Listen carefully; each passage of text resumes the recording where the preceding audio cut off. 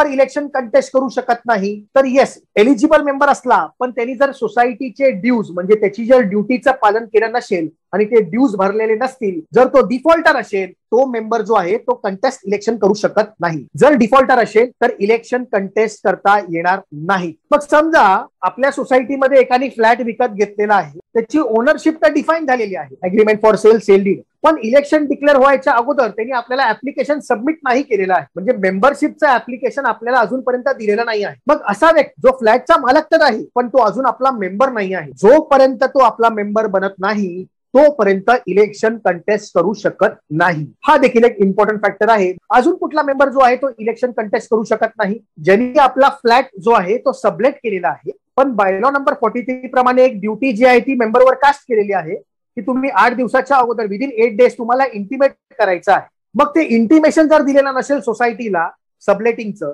आणि सोसायटीने तो जो प्रामुख्याने पॉइंट त्याच्या निदर्शनास आणलेला असेल तर असा व्यक्ती देखील कंटेस्ट करू शकत नाही. अजून कोण कंटेस्ट करू शकत नाही? जो व्यक्ती आपल्या सोसायटीमध्ये आपल्या सोसायटीच्या काही कॉन्ट्रॅक्ट मध्ये त्याचा सहभाग असतो, म्हणजे थोडक्यात आपल्याच बिल्डिंगचं रिपेअरिंगचं काम ज्या कॉन्ट्रॅक्ट आपल्याच मेंबर पैकी एकाने घेतले, त्याचा इंटरेस्ट आहे आपल्या सोसायटी, जे आपल्याच बिल्डिंग मध्ये रिअल इस्टेटचं काम करतात एजन्सीचं, आपल्याच फ्लॅट बिल्डिंग मधले फ्लॅट जे आहेत ते सबलेट करून देण्यामध्ये रिअल इस्टेटचं काम करतात, एजन्सीचं काम करतात, असे मेंबर्स इलेक्शन मध्ये कंटेस्ट करू शकत नाही, असं आपल्या कायद्याने प्रोव्हिजन दिलेली आहे. अजून कोण कंटेस्ट करू शकत नाही? जो इलेक्शन मेंबर, जो मेंबर ओरिजिनल आहे पण मग जो मॉरल टर्पिट्यूडच्या ऑफेन्स मध्ये कन्व्हिक्टेड असेल आणि 6 वर्षापेक्षा जर त्याचं कन्व्हिक्शन जुनं नसेल तर तो देखील इलेक्शन कंटेस्ट करू शकत नाही.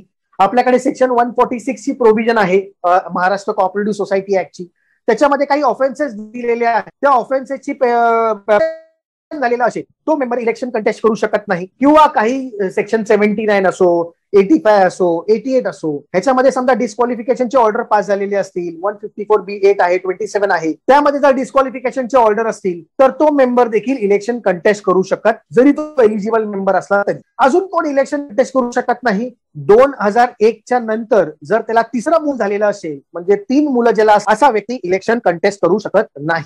पण समजा ज्याला एक मुलगाच आहे 2001च्या अगोदर आणि 2001च्या नंतर त्याला 2 जुळी मुलं झालेली असतील, ट्विन्स झालेली असतील, तर त्याला आपण 1 चाइल्ड कन्सिडर करतो. तो व्यक्ती इलेक्शन कंटेस्ट करू शकतो. 2001च्या नंतर ज्याचा 3rd चाइल्ड असेल तो इलेक्शन कंटेस्ट करू शकत नाही. अडॉप्टेड चाइल्ड बद्दल आपण बोलत नाही आहोत, आपण बायोलॉजिकल जे चाइल्ड आहेत त्याबद्दल बोलत आहोत. तर अशा तऱ्हेने हे सर्व मेंबर जे आहेत ते इलेक्शन कंटेस्ट करू शकत नाहीत. Being eligible member, being a joint member, being an associate member or a provisional member.